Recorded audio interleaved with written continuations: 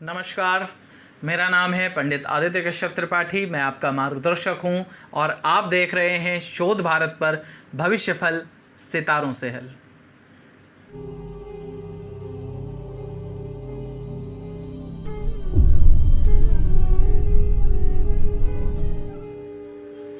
हमारा आज का ये जो वीडियो है ये सूर्य ग्रहण पर है।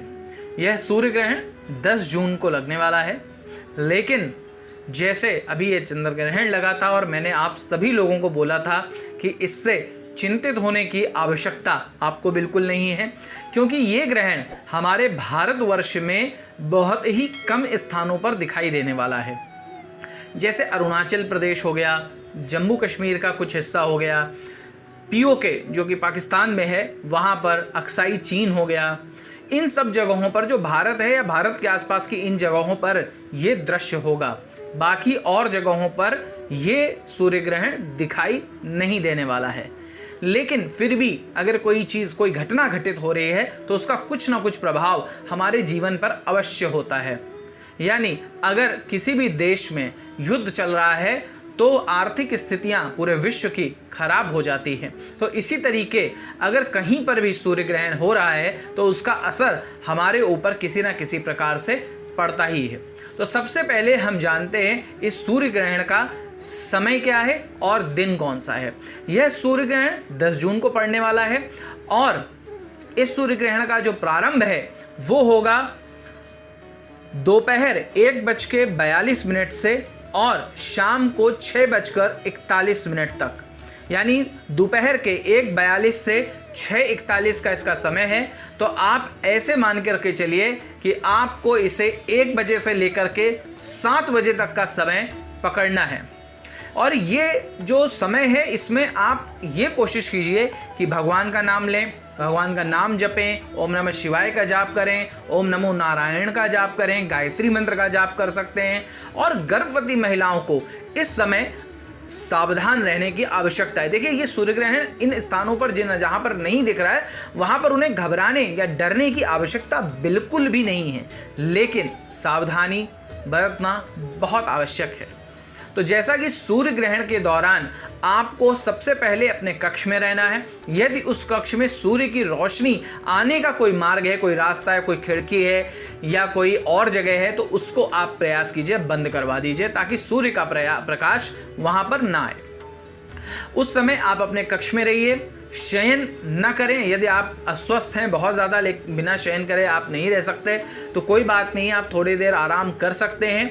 ओम नमः शिवाय का जाप आप लगा दीजिए, स्वयं करें तो बहुत ही सुंदर बात है। ओम नमो नारायण या आप जिसे भी इष्ट मानते हो, आप उसके जाप को अपने टीवी पर, मोबाइल पर, कहीं भी चालू करके आप उसे ध्यान से सुनिए।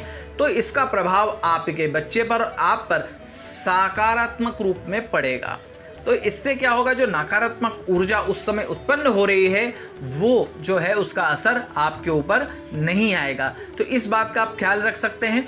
गेरू, जो गमले के ऊपर एक कलर किया जाता है उसे गेरू बोलते हैं, उसको जहाँ पर आपके गर्भ का है स्थान, जो पेट का स्थान है, वहाँ पर आप उसका लेपन कर सकते हैं। इसके अलावा आपको इस समय किसी भी प्रकार का खाद्य पदार्थ का सेवन नहीं करना है। यदि बहुत अधिक हो तो तुलसी डाल के आप जल का सेवन कर सकते हैं। यदि प्यास लगती है तो जल का सेवन कर सकते हैं।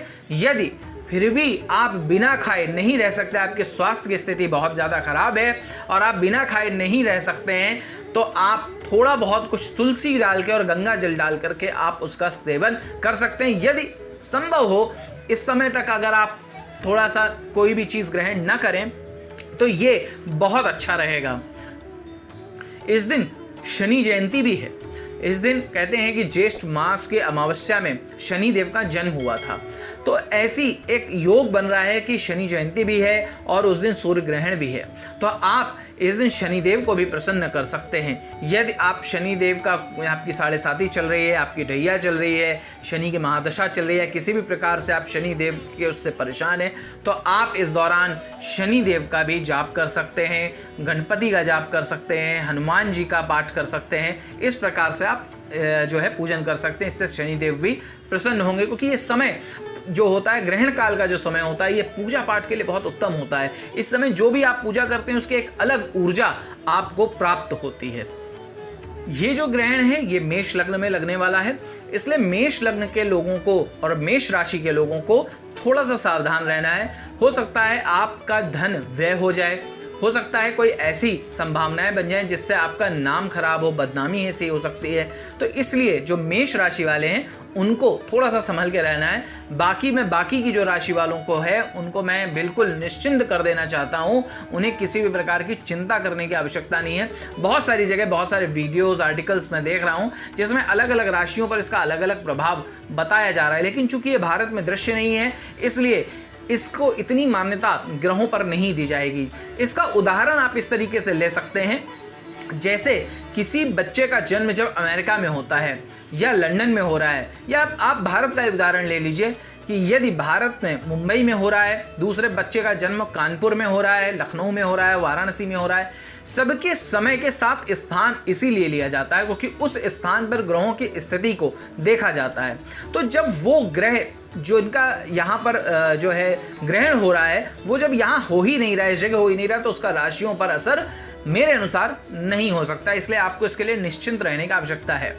और आपको मैं बता रहा हूँ कि आप पूजा पाठ कीजिए, भगवान का नाम लीजिए और सूर्यदेव का ध्यान कीजिए। जो गर्भवती महिलाएं उनको जो मैंने क्योर बताई वो करें, और जब ग्रहण समाप्त हो जाए उसके बाद अपने वस्त्रों को बदल लें, उन्हें धुलने डाल दें, यदि हो सके तो उन वस्त्रों को दान कर दें और स्नान आदि इत्यादि करके उसके बाद ही कुछ ग्रहण करें। घर में यदि बना हुआ कोई पका हुआ भोजन रखा हुआ है तो उसमें तुलसी डाल दें।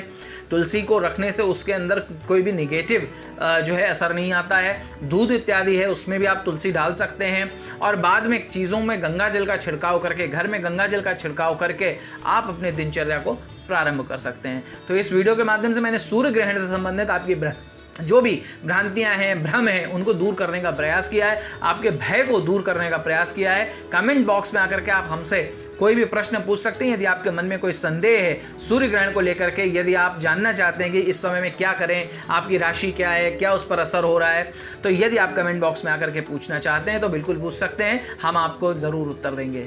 तो इसी के साथ हम यहाँ पर विराम लेते हैं। शोध भारत और भविष्यफल की पूरी टीम की तरफ से नमस्कार। ईश्वर आपका कल्याण करे।